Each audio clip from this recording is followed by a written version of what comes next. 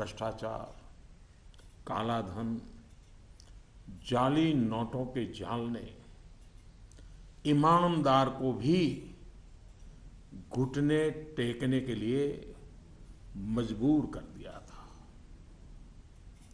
उसका मन स्वीकार नहीं करता था, लेकिन उसे परिस्थितियों को सहना पड़ता था, मजबूरन स्वीकार करना पड़ता था। दिवाली के बाद की घटनाओं से ये सिद्ध हो चुका है कि करोड़ों देशवासी ऐसी घुटन से मुक्ति के अवसर की तलाश कर रहे थे। हमारे देशवासियों की अंतर ऊर्जा को हमने कई बार अनुभव किया है, चाहे सन 62 की लड़ाई हो, 65 की लड़ाई हो, 71 की लड़ाई हो, करगिल का युद्ध हो। भारत के कोटि कोटि नागरिकों की संगठित शक्तियों और अप्रतिम देशभक्ति के हमने दर्शन किए हैं। कभी ना कभी बुद्धिजीवी वर्ग इस बात की चर्चा जरूर करेगा कि बाह्य शक्तियों के सामने तो देशवासियों का संकल्प सहज बात है, लेकिन जब देश के कोटि कोटि नागरिक अपने ही भीतर घर कर गई बीमारियों के खिलाफ, बुराइयों के खिलाफ, विकृतियों के खिलाफ लड़ाई लड़ने के लिए मैदान में उतरते हैं, तो वो घटना हर किसी को नए सिरे से सोचने के लिए प्रेरित करती है। दिवाली के बाद लगातार देशवासी दृढ़ संकल्प के साथ, अप्रतिम धैर्य के साथ, त्याग की पराकाष्ठा करते हुए, कष्ट झेलते हुए बुराइयों को पराजित करने के लिए लड़ाई लड़ रहे हैं। जब हम कहते हैं कि कुछ बात है कि हस्ती मिटती नहीं हमारी, कुछ बात है कि हस्ती मिटती नहीं हमारी, इस बात को देशवासियों ने जी करके दिखाया है। कभी लगता था सामाजिक जीवन की बुराइयां, विकृतियां जाने अनजाने में, इच्छा अनिच्छा से हमारी जिंदगी का हिस्सा बन गए हैं। लेकिन 8 नवंबर के बाद की घटनाएं हमें पुनर्विचार करने के लिए मजबूर करती हैं। 125 करोड़ देशवासियों ने तकलीफें झेलकर, कष्ट उठाकर ये सिद्ध कर दिया है कि हर हिंदुस्तानी के लिए सच्चाई और अच्छाई कितनी अहमियत रखती है।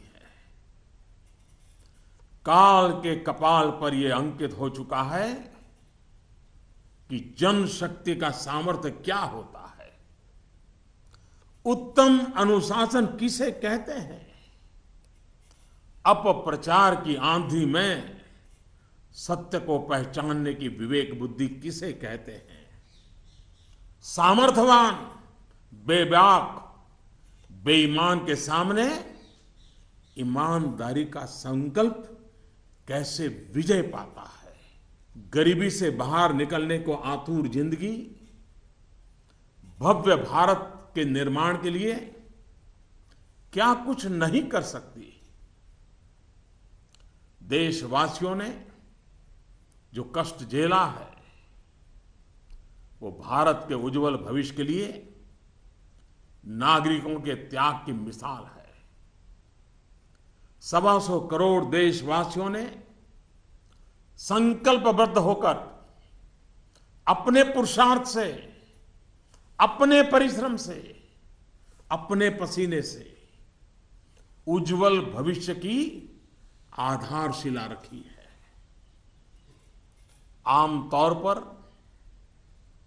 जब अच्छाई के लिए आंदोलन होते हैं तो सरकार और जनता आमने सामने होती है। ये इतिहास की ऐसी मिसाल है जिसमें सच्चाई और अच्छाई के लिए सरकार और जनता दोनों मिलकर कंधे से कंधा मिलाकर लड़ाई लड़ रहे हैं। मेरे प्यारे देशवासियों, मैं जानता हूं कि बीते दिनों आपको अपना ही पैसा निकालने के लिए घंटों लाइन में लगना पड़ा, परेशानी उठानी पड़ी। इस दौरान मुझे सैकड़ों हजारों चिट्ठियां भी मिली हैं। हर किसी ने अपने विचार रखे हैं, संकल्प भी दोहराया है, साथ ही साथ अपना दर्द भी मुझसे साझा किया है। इन सब में एक बात मैंने हमेशा अनुभव की, आपने मुझे अपना मानकर के बातें कही हैं। भ्रष्टाचार, काला धन, जाली नोट के खिलाफ लड़ाई में आप एक कदम भी पीछे नहीं रहना चाहते हैं। आपका ये प्यार आशीर्वाद की तरह है। अब प्रयास यह है कि नववर्ष में हो सके उतना जल्दी बैंकों को सामान्य स्थिति की तरफ ले जाया जाए। सरकार में इस विषय से जुड़े सभी जिम्मेदार व्यक्तियों से कहा गया है कि बैंकिंग व्यवस्था को सामान्य करने पर ध्यान केंद्रित किया जाए। विशेषकर ग्रामीण इलाकों में, दूर दराज वाले इलाकों में प्रोएक्टिव होकर के हर छोटी से छोटी कमी को दूर किया जाए ताकि गांव के नागरिकों की, किसानों की कठिनाइयां खत्म हो। प्यारे भाइयों और बहनों, हिंदुस्तान ने जो करके दिखाया है, ऐसा विश्व में तुलना करने के लिए कोई उदाहरण नहीं है। बीते कुछ वर्षों में 1000 और 500 के नोट सामान्य प्रचलन में कम और पैरेलल इकोनॉमी में ज्यादा चल रहे थे। हमारी समकक्ष जो अर्थव्यवस्था वाले देशों में भी इतना कैश नहीं होता जितना हमारे यहां पहाड़ के पहाड़ हो गए।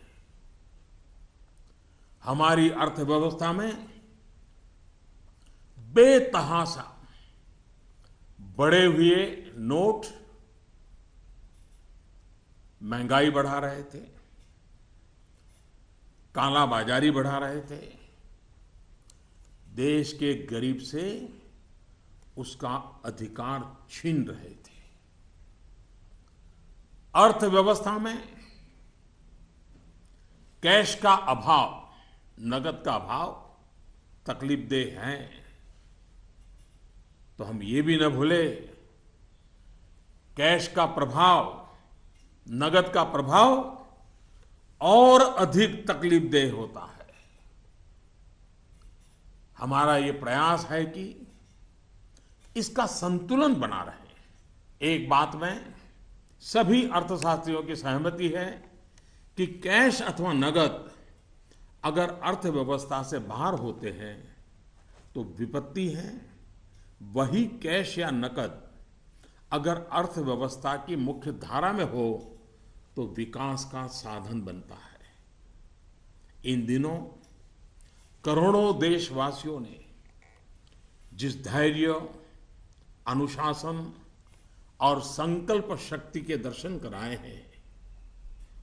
अगर आज लाल बहादुर शास्त्री होते, जयप्रकाश नारायण होते, राम मनोहर लोहिया होते, कामराज जी होते, तो अवश्य देशवासियों को भरपूर आशीर्वाद देते।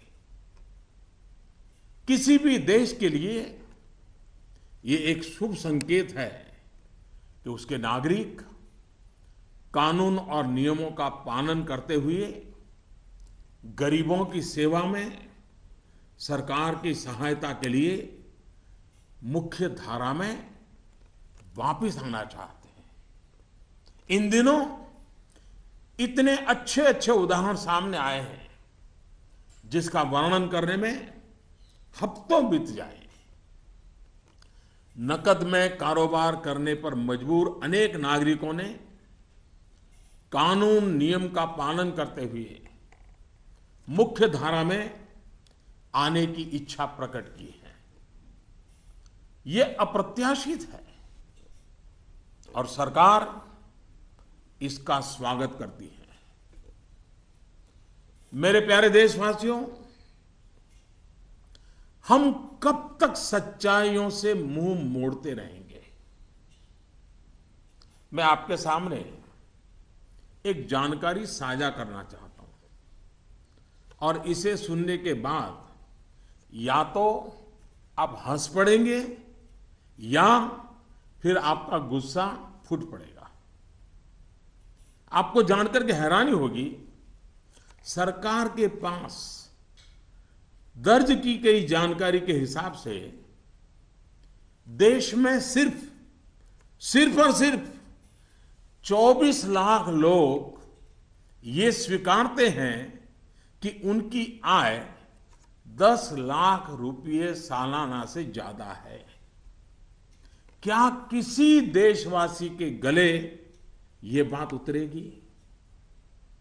आप भी अपने आसपास बड़ी बड़ी कोठियां, बड़ी बड़ी गाड़ियां देखते ही होंगे। देश के बड़े बड़े शहरों को ही देखें तो किसी एक शहर में आपको सालाना 10 लाख से अधिक आय वाले लाखों लोग मिल जाएंगे। क्या आपको नहीं लगता कि देश की भलाई के लिए ईमानदारी के आंदोलन को और अधिक ताकत देने की जरूरत है? भ्रष्टाचार, काले धन के खिलाफ इस लड़ाई की सफलता के कारण ये चर्चा बहुत स्वाभाविक है कि अब बेईमानों का क्या होगा, बेईमानों पर क्या बीतेगी, बेईमानों को क्या सजा होगी। भाइयों और बहनों, कानून कानून का काम करेगा, पूरी कठोरता से करेगा, लेकिन सरकार के लिए इस बात की भी प्राथमिकता है कि ईमानदारों को मदद कैसे मिले, ईमानदारों को सुरक्षा कैसे मिले, ईमानदारी की जिंदगी बिताने वालों की कठिनाई कैसे कम हो, ईमानदारी अधिक प्रतिष्ठित कैसे हो। ये सरकार सज्जनों की मित्र है और दुर्जनों को सज्जनता के रास्ते पर लौटाने के लिए उपयुक्त वातावरण को तैयार करने के पक्ष में है। वैसे ये भी एक कड़वा सत्य है कि लोगों को सरकार की व्यवस्थाओं, कुछ सरकारी अफसरों और लाल फीताशाही से जुड़े कटु अनुभव होते रहते हैं। इस कटु सत्य को नकारा नहीं जा सकता। इस बात से कौन इनकार कर सकता है कि नागरिकों से ज्यादा जिम्मेवारी अफसरों की है, सरकार में बैठे छोटे बड़े व्यक्ति की है। और इसलिए चाहे केंद्र सरकार हो, राज्य सरकार हो या फिर स्थानीय निकाय, सबका दायित्व है कि सामान्य से सामान्य व्यक्ति के अधिकार की रक्षा हो, ईमानदारों की मदद हो और बेईमान अलग थलग हो। दोस्तों, पूरी दुनिया में एक सर्वसामान्य तथ्य है कि आतंकवाद, नक्सलवाद, जाली नोटों का कारोबार, ड्रग के धंधे से जुड़े लोग, मानव तस्करी से जुड़े लोग, हथियारों के कारोबार में लगे लोग, ये सब लोग काले धन पर ही निर्भर रहते हैं। ये समाज और सरकारों के लिए नासूर बन गया है। इस एक निर्णय ने इन सब पर गहरी चोट पहुंचाई है। आज काफी संख्या में नौजवान हिंसा का रास्ता छोड़ मुख्य धारा में लौट रहे हैं।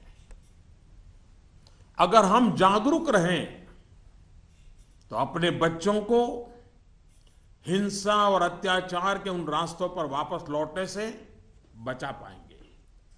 इस अभियान की सफलता इस बात में भी है कि अर्थव्यवस्था की मुख्य धारा से बाहर जो धन था वो बैंकों के माध्यम से अर्थव्यवस्था की मुख्य धारा में वापस आ गया है। पिछले कुछ दिनों की घटनाओं से ये सिद्ध हो चुका है कि चालाकी के रास्ते खोजने वाले बेईमान लोगों के लिए आगे के रास्ते बंद हो चुके हैं।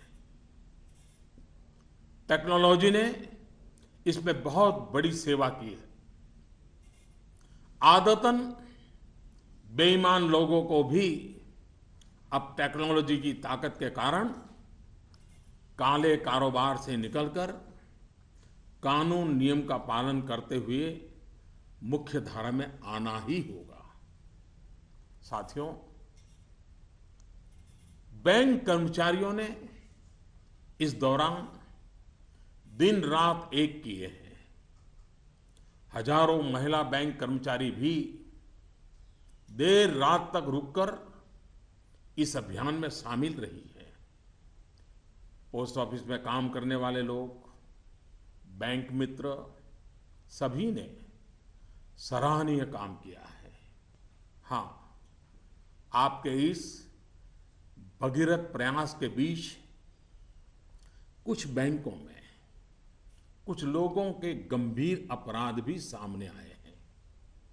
कहीं कहीं सरकारी कर्मचारियों ने भी गंभीर अपराध किए हैं और आदतन फायदा उठाने का निर्लज्ज प्रयास भी हुआ है। इन्हें बख्शा नहीं जाएगा। भाइयों बहनों, देश के बैंकिंग सिस्टम के लिए एक स्वर्णिम अवसर है। इस ऐतिहासिक अवसर पर मैं देश के सभी बैंकों से आग्रहपूर्वक एक बात कहना चाहता हूं। इतिहास गवाह है कि हिंदुस्तान की बैंकों के पास एक साथ इतनी बड़ी मात्रा में, इतने कम समय में धन का भंडार पहले कभी नहीं आया था। बैंकों की स्वतंत्रता का आदर करते हुए मेरा आग्रह है कि बैंक अपनी परंपरागत प्राथमिकताओं से बाहर निकलकर अब देश के गरीब, निम्न मध्यम वर्ग और मध्यम वर्ग को केंद्र में रखकर अपने कार्य का आयोजन करें। आज पूरा हिंदुस्तान जब पंडित दीनदयाल उपाध्याय की जन्म शताब्दी वर्ष को गरीब कल्याण वर्ष के रूप में मना रहा है, तब बैंक भी लोकहित के, गरीब कल्याण के इस अवसर को हाथ से न जाने दें। हो सके उतना जल्दी लोकहित में उचित निर्णय करें और उचित कदम उठाएं। जब निश्चित लक्ष्य के साथ नीति बनती है, योजनाएं बनती हैं, तो लाभार्थी का सशक्तिकरण तो होता ही है, साथ साथ इसके तात्कालिक और दूरगामी फल भी अवश्य मिलते हैं। पाई पाई पर बारीक नजर रहती है और इससे अच्छे परिणामों की संभावना भी पक्की होती है। गांव, गरीब, किसान, दलित, पीड़ित, शोषित, वंचित और हमारी महिलाएं जितनी सशक्त होगी, आर्थिक रूप से अपने पैरों पर खड़ी होगी, देश उतना ही मजबूत बनेगा और विकास भी उतना ही तेज होगा। सबका साथ, सबका विकास, इस ध्येय वाक्य को चरितार्थ करने के लिए नववर्ष की पूर्व संध्या पर देश के 125 करोड़ नागरिकों के लिए सरकार कुछ नई योजनाएं ला रही है। दोस्तों, स्वतंत्रता के इतने साल बाद भी देश में लाखों गरीबों के पास अपना घर नहीं है। जब अर्थव्यवस्था में कालाधन बढ़ा तो मध्यम वर्ग की पहुंच से घर भी खरीदना दूर हो गया था। गरीब, निम्न मध्यम वर्ग और मध्यम वर्ग के लोग घर खरीद सकें, इसके लिए सरकार ने कुछ बड़े फैसले लिए हैं। अब प्रधानमंत्री आवास योजना के तहत शहरों में इस वर्ग को नए घर देने के लिए 2 नई स्कीमें बनाई गई हैं। इसके तहत 2017 में घर बनाने के लिए 9 लाख रुपए तक के कर्ज पर ब्याज में 4% की छूट और 12 लाख रुपए तक के कर्ज पर ब्याज में 3% की छूट दी जाएगी। सरकार ने प्रधानमंत्री आवास योजना के तहत गांवों में बनने वाले घरों की संख्या को बढ़ा दिया है। यानी जितने घर पहले बनने वाले थे उससे 33% ज्यादा घर बनाए जाएंगे। गांवों के निम्न मध्यम वर्ग और मध्यम वर्ग के लोगों की जरूरतों को ध्यान में रखते हम एक नई योजना शुरू करने जा रहे हैं। 2017 में गांव में रहने वाले जो लोग अपने घर का निर्माण करना चाहते हैं या पुराने घर में कोई विस्तार करना चाहते हैं, 1-2 कमरे और बनाना चाहते हैं, ऊपर एक आध नई मंजिल बनाना चाहते हैं, उन्हें 2 लाख रुपए तक के ऋण में 3% ब्याज की छूट दी जाएगी। दोस्तों, बीते दिनों चारों तरफ ऐसा वातावरण बना दिया गया था कि देश की कृषि बर्बाद हो गई है। ऐसा वातावरण बनाने वालों को मेरे देश के किसानों ने करारा जवाब दिया है। पिछले वर्ष की तुलना में इस वर्ष रबी की बुआई में 6% ज्यादा वृद्धि हुई है।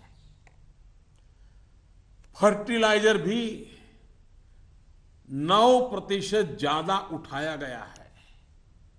सरकार ने इस बात का लगातार ध्यान रखा कि किसानों को बीज की दिक्कत ना हो, खाद की किल्लत ना हो, कर्ज लेने में परेशानी ना आए।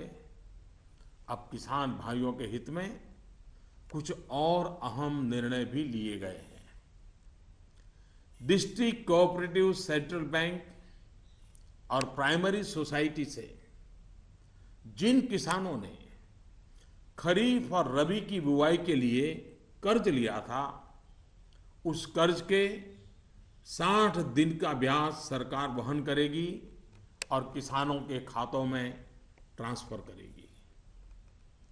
कोऑपरेटिव बैंक और सोसाइटीज से किसानों को और ज्यादा कर्ज मिल सके, इसके लिए उपाय किए गए हैं। नाबार्ड ने पिछले महीने 21,000 करोड़ रुपए की व्यवस्था की थी। अब सरकार इसे लगभग 2 गुना करते हुए इसमें 20,000 करोड़ रुपए और जोड़ रही है। इस रकम को नाबार्ड कोऑपरेटिव बैंक और सोसाइटीज को कम ब्याज पर देगा और इससे नाबार्ड को जो आर्थिक नुकसान होगा उसे भी सरकार वहन करेगी। सरकार ने यह भी तय किया है कि अगले 3 महीने में 3 करोड़ किसान क्रेडिट कार्डों को रुपे कार्ड में बदला जाएगा। किसान क्रेडिट कार्ड में एक कमी यह थी कि पैसे निकालने के लिए बैंक जाना पड़ता था। अब जब किसान क्रेडिट कार्ड को रुपे कार्ड में बदल दिया जाएगा तो किसान कहीं पर भी अपने कार्ड से खरीद बिक्री कर पाएगा।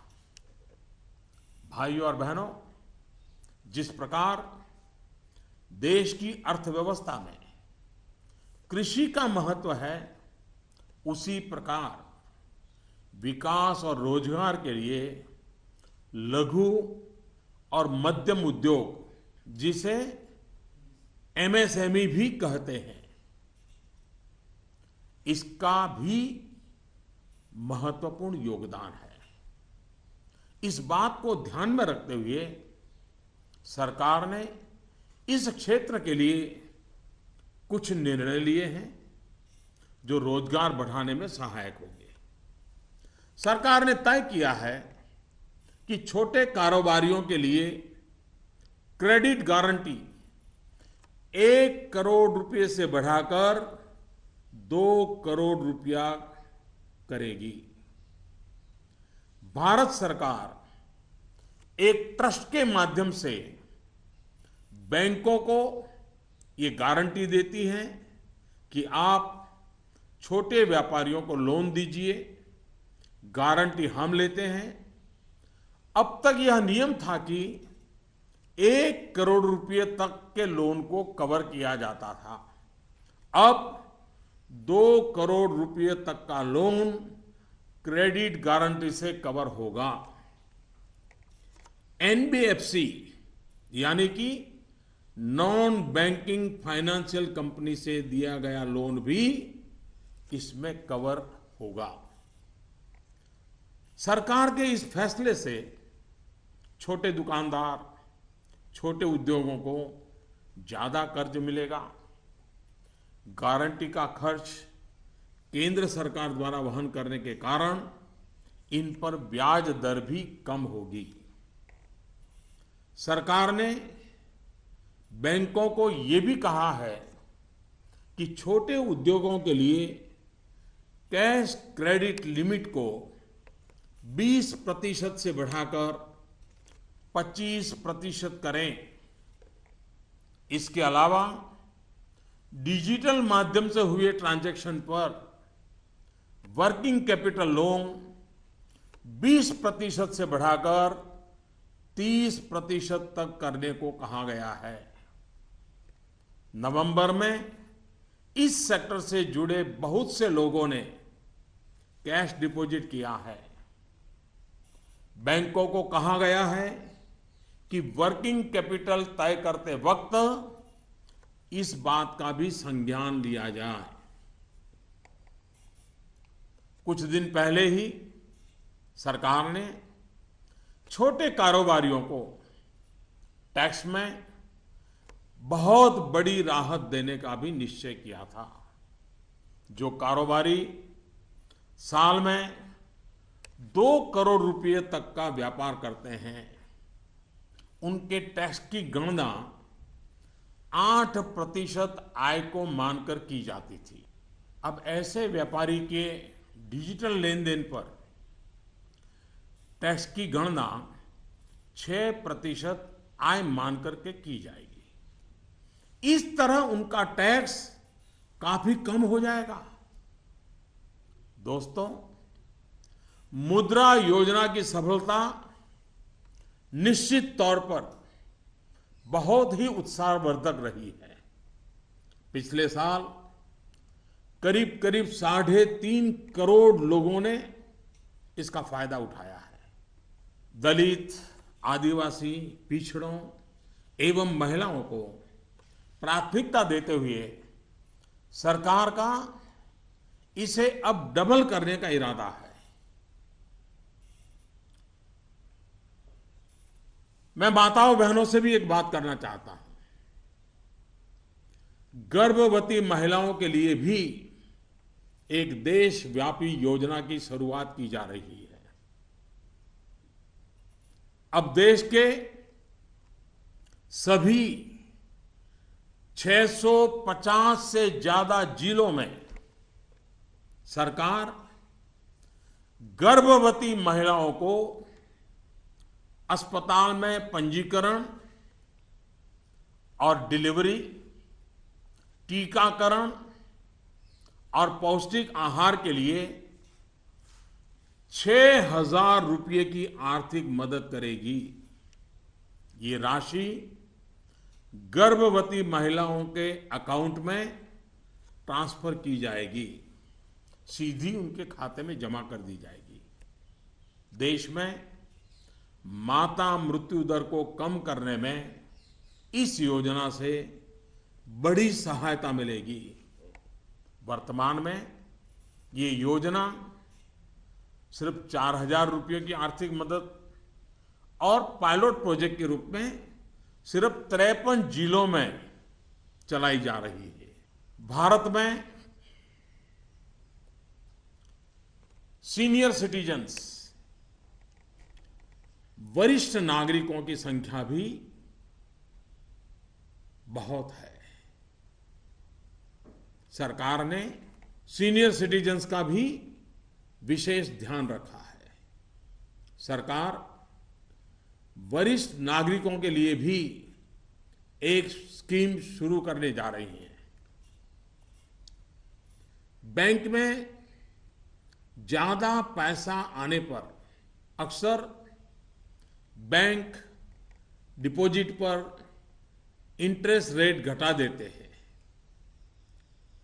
वरिष्ठ नागरिकों पर इसका प्रभाव ना हो, इसलिए 7.5 लाख रुपए तक की राशि पर 10 साल तक के लिए सालाना 8% का इंटरेस्ट रेट, ब्याज दर सुरक्षित किया जाएगा।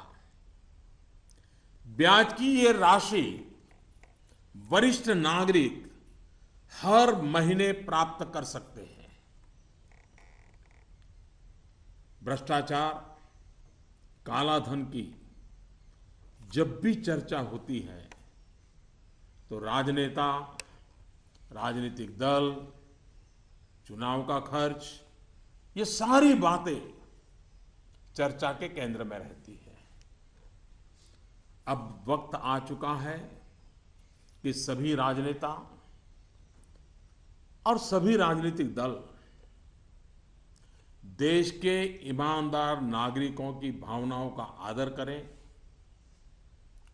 जनता के आक्रोश को समझें। ये बात सही है कि राजनीतिक दलों ने समय समय पर व्यवस्था में सुधार के लिए सार्थक प्रयास भी किए हैं। सभी दलों ने मिलकर के स्वेच्छा से अपने ऊपर बंधनों को स्वीकार किया है। आज आवश्यकता है कि सभी राजनेता और सभी राजनीतिक दल होलियर देन दाऊ इससे अलग हट करके मिल बैठ करके पारदर्शिता को प्राथमिकता देते हुए भ्रष्टाचार और काले धन से राजनीतिक दलों को मुक्त कराने की दिशा में सही कदम उठाएं। हमारे देश में सामान्य नागरिक से लेकर के राष्ट्रपति जी तक सभी ने लोकसभा विधानसभा का चुनाव साथ साथ कराए जाने के बारे में कभी न कभी कहा है। आए दिन चल रहे चुनावी चक्र, उससे उत्पन्न आर्थिक बोझ तथा प्रशासन व्यवस्था पर बने बोझ से मुक्ति पाने की बात का समर्थन किया है। अब समय आ गया है कि इस पर बहस हो, सार्थक बहस हो और रास्ता खोजा जाए। हमारे देश में हर सकारात्मक परिवर्तन के लिए हमेशा स्थान रहा है। अब डिजिटल लेन देन, ऑनलाइन पेमेंट या ई पेमेंट को लेकर के समाज में काफी सकारात्मक परिवर्तन देखा जा रहा है। ज्यादा से ज्यादा लोग इससे जुड़ रहे हैं। कल ही सरकार ने बाबा साहेब भीमराव अंबेडकर के नाम पर डिजिटल ट्रांजैक्शन के लिए पूरी तरह एक स्वदेशी प्लेटफॉर्म भीम लॉन्च किया है। भीम यानी भारत इंटरफेस फॉर मनी। मैं देश के युवाओं से, व्यापारी वर्ग से, किसानों से आग्रह करता हूं कि भीम से ज्यादा जुड़े।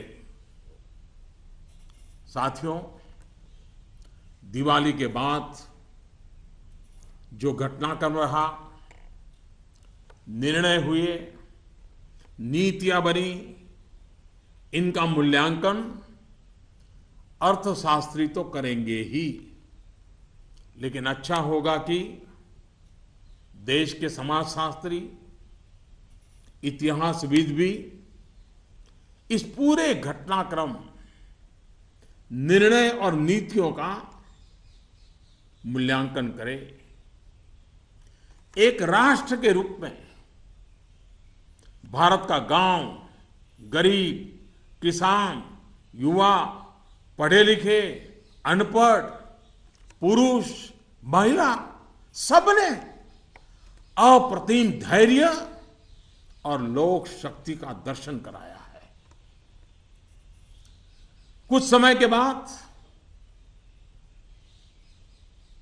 2017 का नया वर्ष प्रारंभ होगा। आज से ठीक 100 साल पहले 1917 में महात्मा गांधी के नेतृत्व में चंपारण में पहली बार सत्याग्रह का आंदोलन आरंभ हुआ था। इन दिनों हमने देखा कि 100 वर्ष के बाद भी हमारे देश में सच्चाई और अच्छाई के प्रति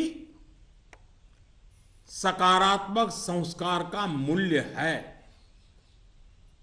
आज महात्मा गांधी नहीं है, परंतु उनका यह मार्ग जो हमें सत्य का आग्रह करने के लिए प्रेरित करता है, वह सर्वाधिक उपयुक्त है। चंपारण सत्याग्रह की शताब्दी के अवसर पर हम फिर एक बार महात्मा गांधी का पुण्य स्मरण करते हुए सत्य के आग्रही बनेंगे तो सच्चाई और अच्छाई की पटरी पर आगे बढ़ने में कोई कठिनाई नहीं आएगी। भ्रष्टाचार और काले धन के खिलाफ इस लड़ाई को हमें रुकने नहीं देना है। सत्य का आग्रह संपूर्ण सफलता की गारंटी है। 125 करोड़ का देश हो, 65% जनसंख्या 35 साल से कम उम्र के नौजवानों की हो, साधन भी हो, संसाधन भी हो और सामर्थ्य में कोई कमी ना हो, ऐसे हिंदुस्तान के लिए कोई कारण नहीं है कि हमारा देश अब पीछे रह जाए। नववर्ष की नई किरण नई सफलताओं का संकल्प लेकर के आ रही है। आइए हम सब मिलकर चल पड़े, बाधाओं को पार करते चले, एक नए उज्जवल भविष्य का निर्माण करें। बहुत बहुत धन्यवाद। जय हिंद।